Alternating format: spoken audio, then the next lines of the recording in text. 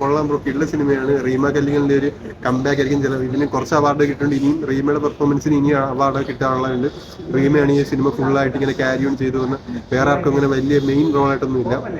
പിന്നെ തിരുവനന്തപുരത്തുള്ള കുറേ ആക്ടേഴ്സും കുറച്ച് യൂട്യൂബിലുള്ള കുറേ ഐ ആം സൂപ്പർ ഹീറോ ആ പുള്ളിക്കാരനൊക്കെ ഉണ്ട് ചെറിയ റോളിൽ. മൊത്തത്തിൽ എങ്ങനെയുണ്ട് പടം? മൊത്തത്തിൽ പടങ്ങളുള്ള പക്ക ഒരു കൊമേഴ്സ്യൽ മൂവി അല്ല, ജസ്റ്റ് ഒരു സിനിമയെ സ്നേഹിക്കുന്നവർക്ക് ഇഷ്ടപ്പെടുന്ന അങ്ങനെയുള്ള ഒരു പറഞ്ഞു കഴിഞ്ഞാൽ തിയേറ്ററിൽ പ്രേക്ഷകൻ ഇരുന്ന് ഭ്രാന്തരായി.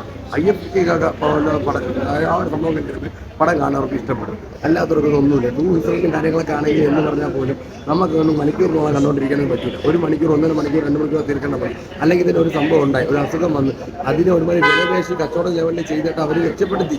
ആ രക്ഷപ്പെടുത്തി കൊണ്ടുവന്നതിന് വേറൊരു കാരണം കൊണ്ട് രണ്ടുപേരെ ഇല്ലാതാക്കി. അതൊരു ട്രൂൺസറൻ്റ് ആണെങ്കിൽ പോലും ഐതിഹ്യങ്ങളൊക്കെ സംഭവങ്ങളൊക്കെ ഓക്കെ ആയിരിക്കും. പക്ഷെ ഇങ്ങനെയല്ല ചെയ്യേണ്ടത്. അത് അക്സെപ്റ്റ് ചെയ്യാൻ പറ്റില്ല. അത്രേ ഉള്ളൂ.